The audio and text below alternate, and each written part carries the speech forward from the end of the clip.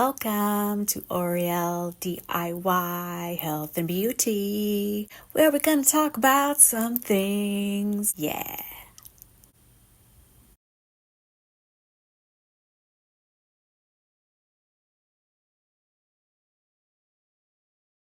Welcome back. Okay, so I didn't really get to finish the Koper form review because I accidentally skipped shaping the underside, and because the forms are so much thinner plastic than the traditional generic forms, I didn't I didn't need to flip it over and do another minute on the other side. Just baking it on the one side for 1 minute cooked the entire thing, so it just wasn't even shaped underneath. And I have been using it for a little while, and I switched polygels to a much better, thicker brand of gel, which makes all of the difference. So with these Koper forms, because the ditch is not as curved this way, it's also not as curved this way, it doesn't pile as much polygel on top of your nail. It still has a nice curve to it and a nice shape, but it's not so thick that I was finding, even if it was cured, sometimes the middle of it wouldn't be cured. So just to finish it off, I'm going to do this thumb again, but you can see it just needs a little fill. So I'm going to show kind of a double trick here. I'm going to show you how to do an infill with Koper form, because I also noticed something else with using it. So with using a thicker poly gel, you don't have to, like before it was so thin and kind of watery, so the form had to hold it in place. When you have a thicker poly gel, it just presses on your nail and stays there. It's not the form that's holding it into place, it's the poly gel.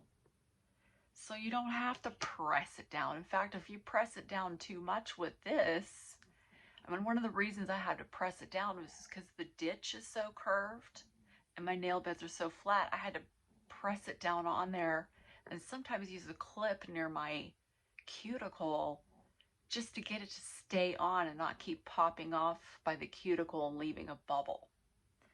So when you're doing an infill with a form, let me get a little slip solution. You kind of just leave most of the polygel. I might have put a little bit too much in here, I hope not. You get a size up from what you would normally, because you're covering what is already there. And I don't know if this would be any good past like once or twice, but it's a nice, really quick fix instead of just getting the brush out and doing it by hand. So I keep most of the thickness of the gel up toward the top. And this does require a little bit of pressing. And then I just kind of like spread a thin layer down. And it takes a little bit of practice to figure out how much polygel to put in, because if you don't put enough in, you'll get it filled, but it will stop halfway down your nail and you'll have a line. The goal is, when we press this on, is to fill the part that isn't filled, but also put a thin layer down to the free edge, so there's no demarcation line of where you've done the press. So you can see I put most of it up by the cuticle and kind of just did a really thin layer toward the end. And you just want to come in at a 45-degree angle and press it right into that infill, and then ease it downward so that it covers the entire, so it is going to pop out some. I just like to keep Q-tips or a toothpick on hand to really get the overage off, because if you don't, that's what causes major lifting. So remember how I had said it curves up right there? I actually discovered that that's kind of a boon for me because I have narrower shaped nails by the cuticle and they get wider toward the bottom. So what I've been able to do is if a little bit of overage comes out right there, I can actually take the brush and shape it so that it covers that area. So now, instead of having a little bit of exposed nail, I can just use the brush and make sure that my nail is covered. It's just 1-2 little swoops. So at first I was kind of like, that's weird how it dips up right there. And then I noticed, oh, that's actually works really well for me. So I'm just gonna put this in. I hope I got it pressed all the way down to the end. I'm gonna put it in for a minute. And of course I don't need to really check the underside because there's already a nail, a shaped nail there.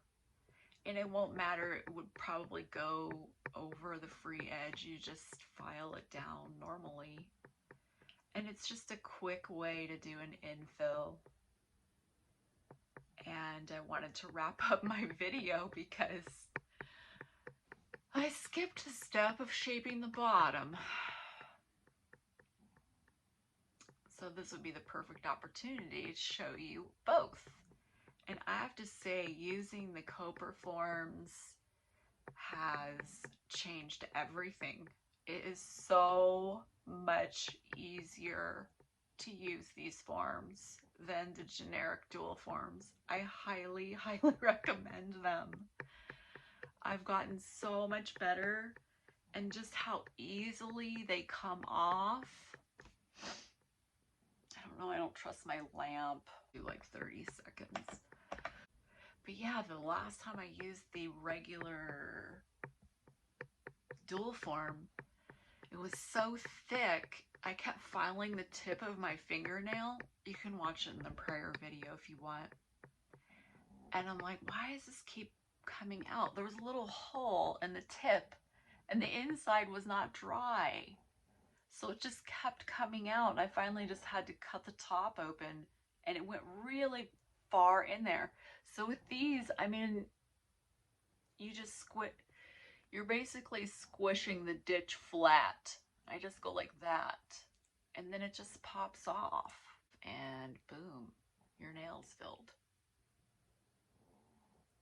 Dun dun dun dun dun dun dun dun dun dun. I don't know, but thanks for watching and we'll see you next time.